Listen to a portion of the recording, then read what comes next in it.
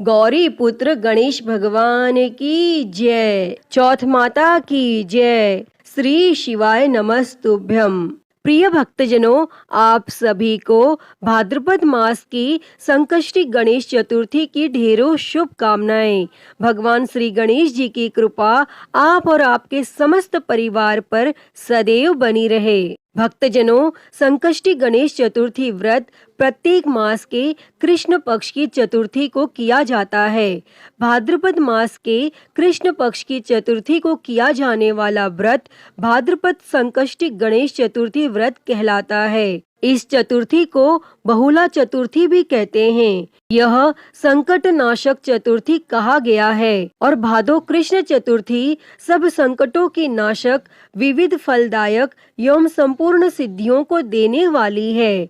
इस व्रत के प्रभाव से सभी प्रकार के विघ्न दूर हो जाते हैं। यह सब कष्टों का नाश कर धन की वृद्धि करने वाला व्रत है और इस दिन एक दंत गणेश जी की पूजा करें। तो प्रिय भक्तजनों, आज हम इस वीडियो में भाद्रपद संकष्टी गणेश चतुर्थी व्रत की कथा सुनेंगे। तो आप सभी भक्तजन पूरी श्रद्धा, ध्यान पूर्वक और प्रसन्न चित्त मन से इस कथा को सुनिएगा। तो सभी प्रेम से बोलिए श्री गणपति गजानन महाराज की जय।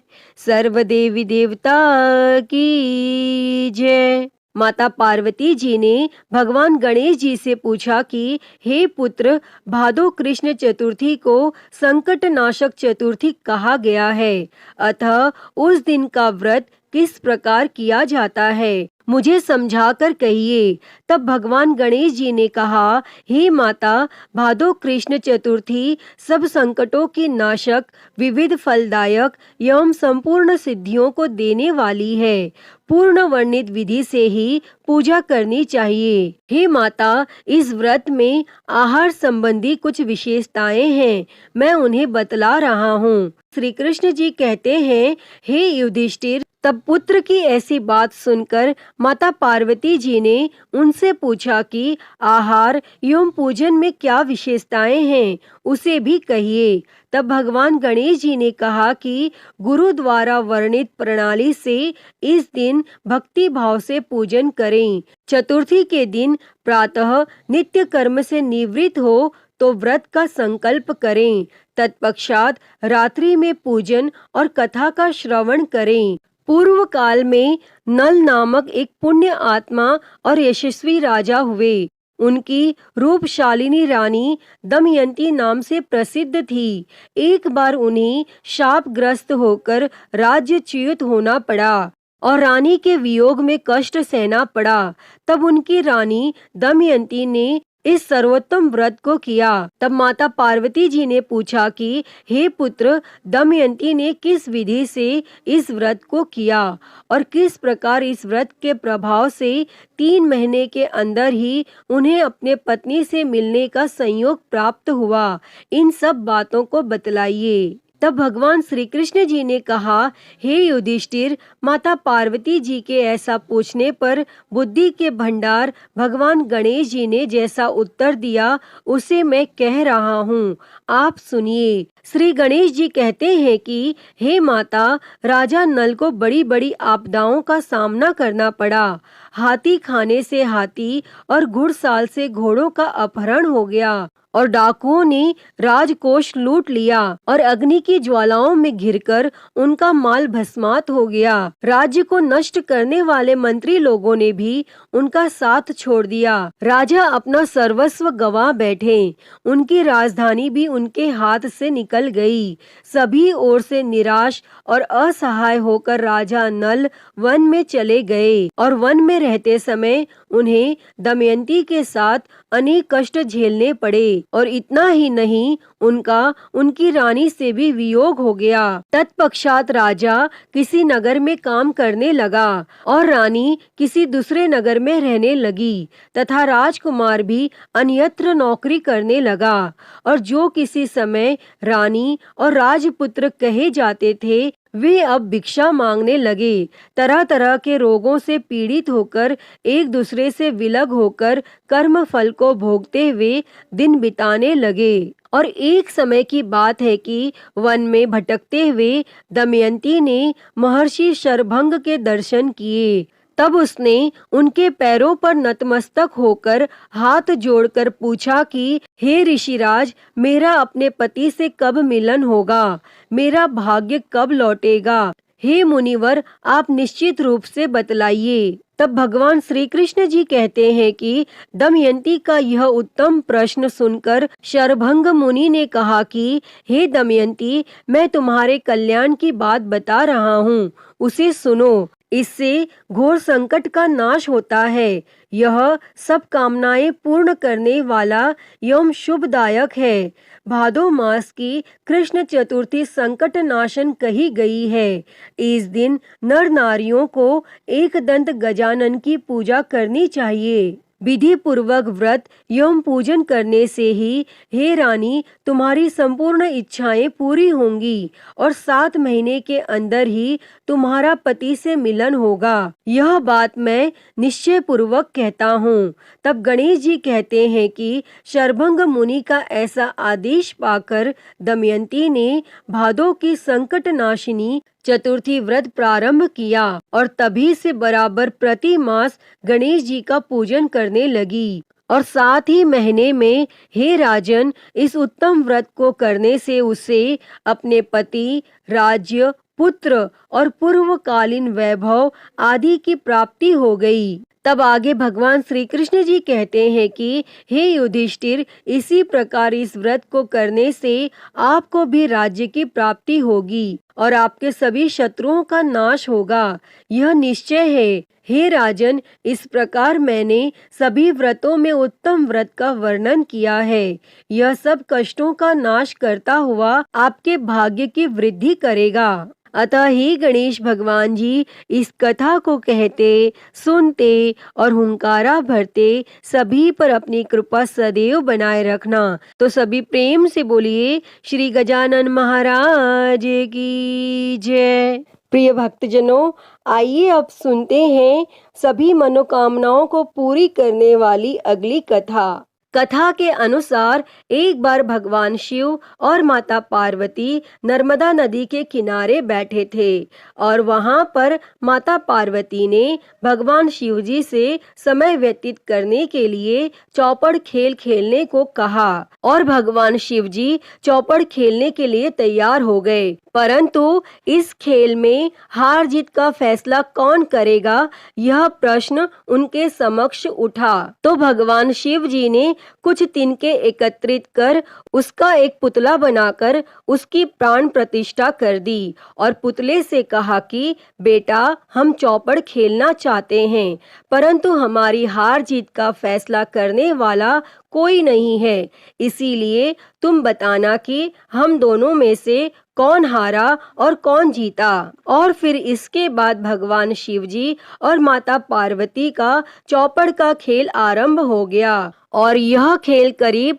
3 बार खेला गया और संयोग से तीनों बार माता पार्वती ही जीत गई। और खेल समाप्त होने के बाद बालक से हार जीत का फैसला करने के लिए कहा गया, तो उस बालक ने भगवान शिव जी को ही विजय बताया।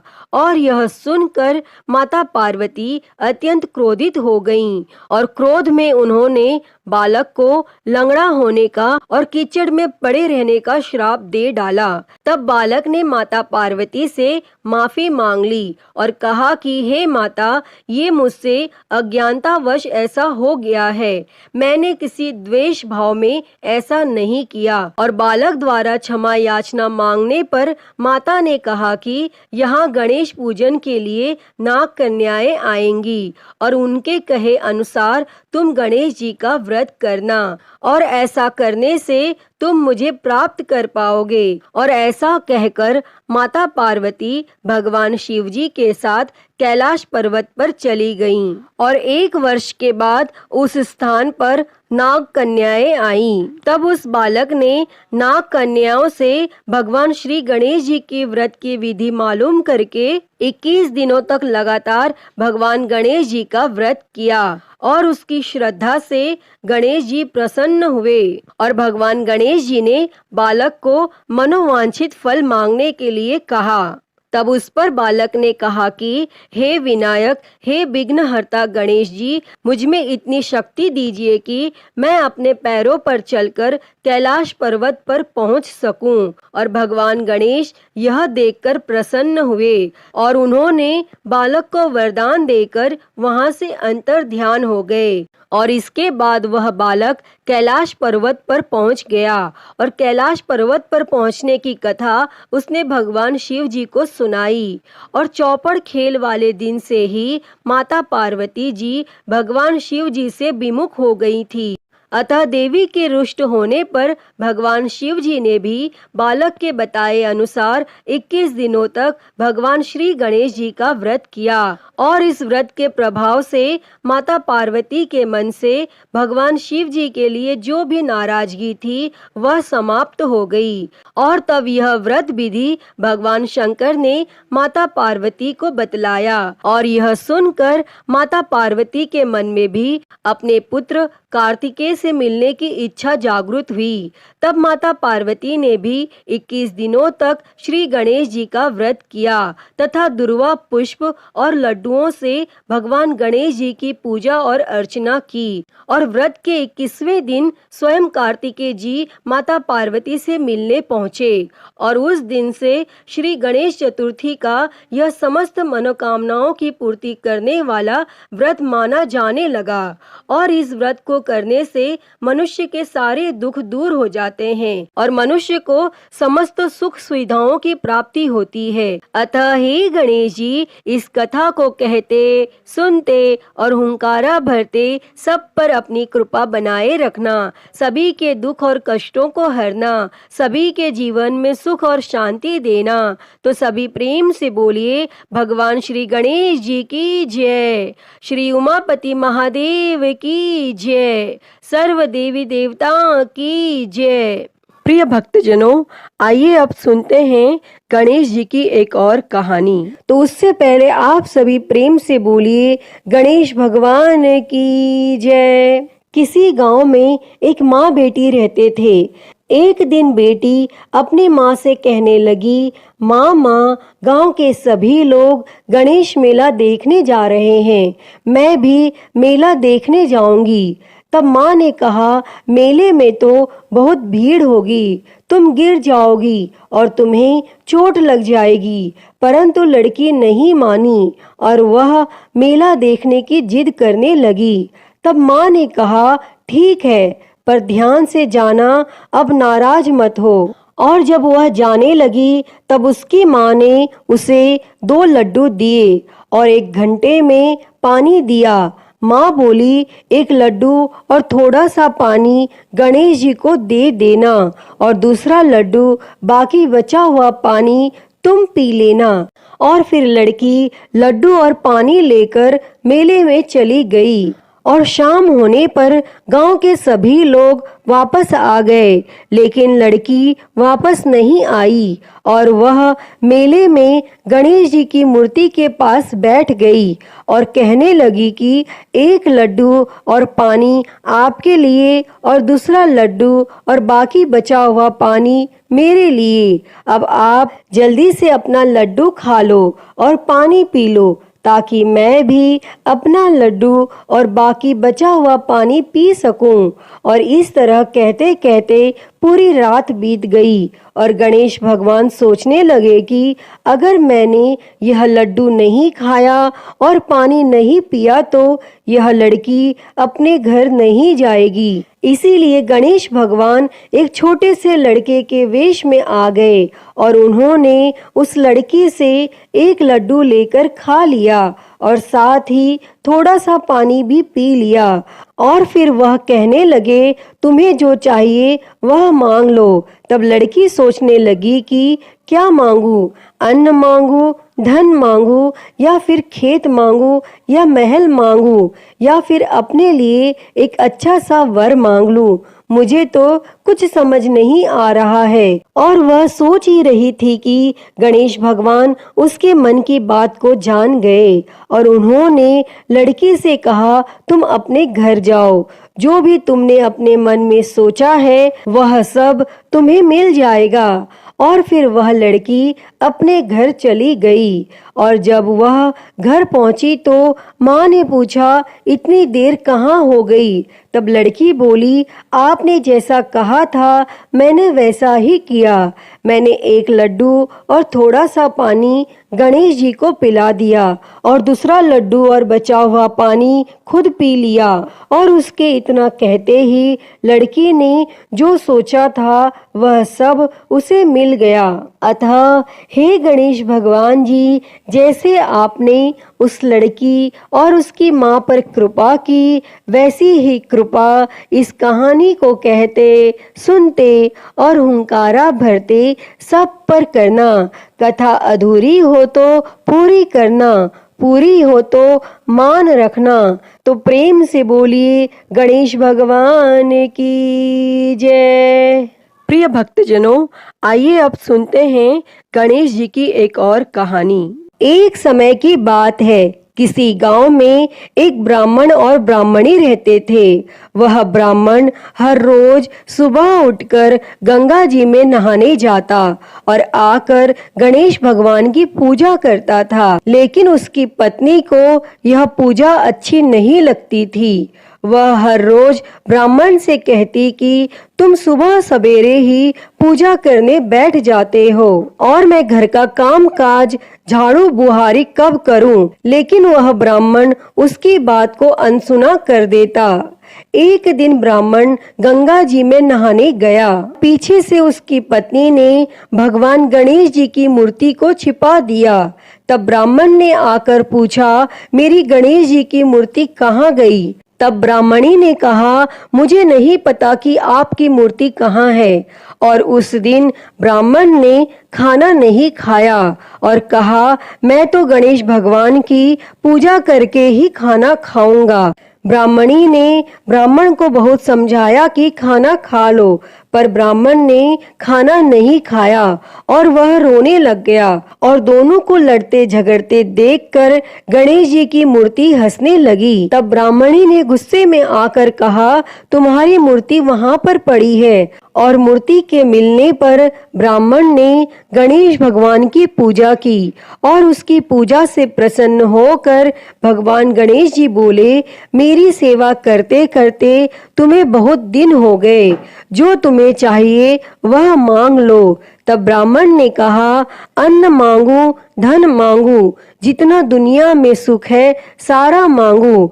तब गणेश भगवान ने ब्राह्मण को धन धान्य और सारा सुख प्रदान किया। और फिर से ब्राह्मण गणेश भगवान की मूर्ति को मंदिर में रखकर पूजा करने लगा। और तब धन धान्य से भरपूर होने पर ब्राह्मणी के मन में भी गणेश भगवान के लिए श्रद्धा पैदा हुई। और फिर वह ब्राह्मण को बोलकर गणेश भगवान की मूर्ति घर ले आई और दोनों पति पत्नी खूब प्रेम से भगवान गणेश की पूजा करने लगे। अतः हे गणेश महाराज जी, जैसा आपने ब्राह्मण और ब्राह्मणी को दिया, वैसा ही इस कहानी को कहते, सुनते और हुंकारा भरते सब किसी को देना। कहानी अधूरी हो तो पूरी करना। तो सभी प्रेम से बोलिए गणेश जी महाराज की जय। तो प्रिय भक्तों, मैं उम्मीद करती हूँ कि आपको यह गणेश जी की कहानी पसंद आई होगी। और अगर यह कहानी अच्छी लगी हो तो इस वीडियो को लाइक करें, ज़्यादा से ज़्यादा शेयर करें और कमेंट बॉक्स में गणेश महाराज की जय लिखना ना भूलें। और महाकाल भक्ति ज्ञान चैनल को सब्सक्राइब कर नोटिफिकेशन बेल को ज़रूर ऑन कर लें। हर हर महादेव। धन्यवाद।